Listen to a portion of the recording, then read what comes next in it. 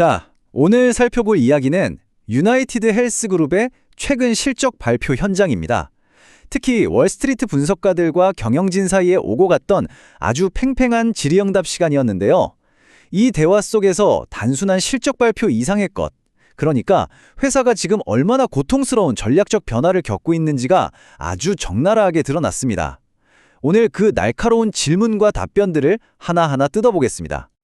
아니, 미국에서 제일 큰 건강보험사가 고객을, 그것도 100만 명이나 일부러 포기한다고요? 이게 대체 무슨 소리일까요? 바로 이 충격적인 질문이야말로 이번 실적 발표의 핵심을 관통하는 가장 중요한 미스터리라고 할 수 있습니다. 그 미스터리를 푸는 첫 번째 열쇠는 바로 옵토멜스에 있습니다. 한때 유나이티드 헬스의 핵심 성장 엔진이었던 곳이죠. 그런데 분석가들의 질문은 바로 이 심장부에서 심각한 문제가 생겼다는 걸 정확히 짚어냈습니다. 옵토멜스 수익의 65%나 차지하는 게 바로 이 가치 기반 의료, VBC라는 모델입니다. 그러니까 치료 많이 했다고 돈 버는 게 아니라 환자를 진짜 건강하게 만들어야 돈을 버는 그런 모델이죠. 그런데 말이죠. 바로 이 핵심 사업의 이익률이 1%도 안 되게 폭삭 주저앉았다는 걸 경영진이 실토한 겁니다. 이건 뭐 사업부 전체가 흔들릴 만한 엄청난 압박이죠. 분석가들이 계속 파고드니까 결국 경영진이 세 가지 큰 실수를 인정할 수밖에 없었습니다. 첫째, 성장에만 눈이 멀어서 방향성 없이 네트워크를 너무 키웠고요. 둘째, 너무 빨리 크다 보니까 운영은 완전 뒤죽박죽이 됐고, 마지막으로 가장 뼈아픈 실수는 이 가치 기반 모델이랑은 전혀 맞지 않는 위험한 상품들까지 덜컥 떠안아 버렸다는 겁니다. 결국 무분별한 성장이 독이 돼서 돌아온 거죠. 크리스타 넬슨 CEO의 이 발언은 한마디로 이제 정신 차리고 기본으로 돌아가겠다는 선언인 셈입니다. 이제 무작정 확장하는 건 멈추고 다시 집중과 규율을 통해서 옵텀의 본질, 바로 그 가치 기반 의료의 핵심으로 돌아가겠다는 거죠. 하지만 옵텀 문제는 사실 시작에 불과했습니다. 질의응답 내내 가장 뜨거웠던 진짜 충격적인 이슈는 따로 있었거든요. 바로 메디케어 어드밴티지 사업부에서 벌어지고 있는 믿기 힘든 규모의 가입자 축소 계획이었습니다. 마이너스 100만. 이건 그냥 장사가 안 돼서 줄어든 게 아닙니다. 회사가 일부러 의도적으로 만들어낸 숫자라는 거죠. 크기보다는 이익을 챙기겠다는 아주 고통스러운 결정인 겁니다. 당연히 분석가들의 질문이 바로 이 지점에 집중될 수밖에 없었죠. 이 100만 명이 어떻게 줄어드는지 뜯어보면 그 의도가 더 확실해집니다.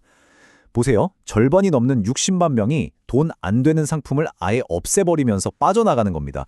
이건 뭐 그야말로 뼈를 깎는 군살빼기에 들어갔다는 명백한 증거죠. 자, 여기서 중요한 포인트가 있습니다. 이 혹독한 다이어트가 메디케어 사업에만 국한된 게 아니라는 거예요. 분석가들의 질문 덕분에 사업 전반에 걸쳐서 훨씬 더 공격적인 가격 정책을 쓰고 있다는 게 수면 위로 드러났습니다. 이건 아주 명백한 전략적 선택입니다.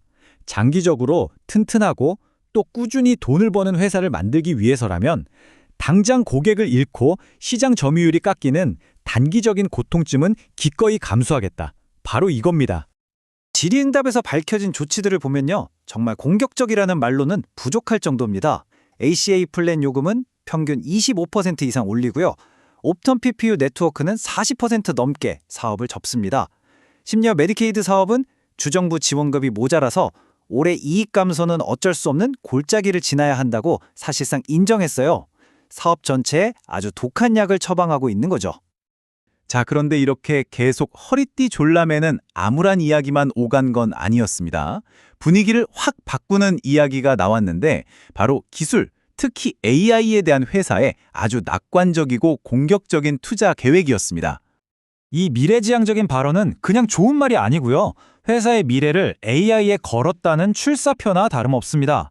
산딥 다들란이 최고 디지털 기술 책임자의 말처럼 모든 서비스를 AI 우선으로 진화시키는 것, 이게 바로 이 힘든 시기를 벗어날 핵심 전략이라는 겁니다. 그럼 AI 우선 제품이라는 게 뭘까요? 뭐 거창한 게 아니라 실제 문제를 해결하는 것들입니다.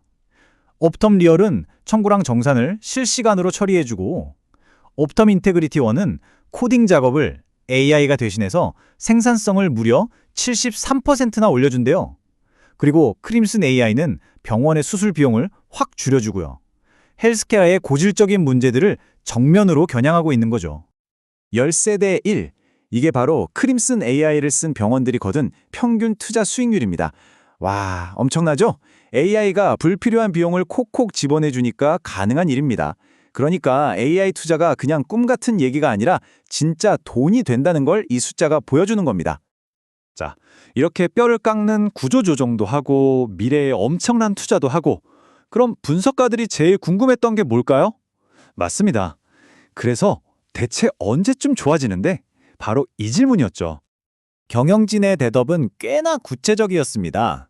2020년은 좀 힘들겠지만 과도기라고 딱 선을 그었고요. 2027년부터는 다시 본격적인 성장 궤도에 오를 거라고 약속했습니다.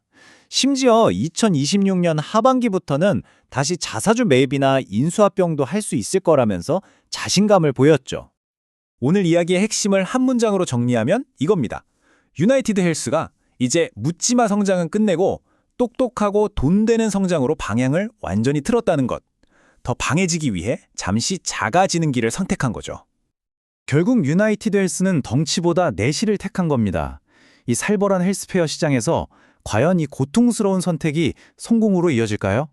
거대 기업의 대전환, 그 결과가 정말 궁금해집니다.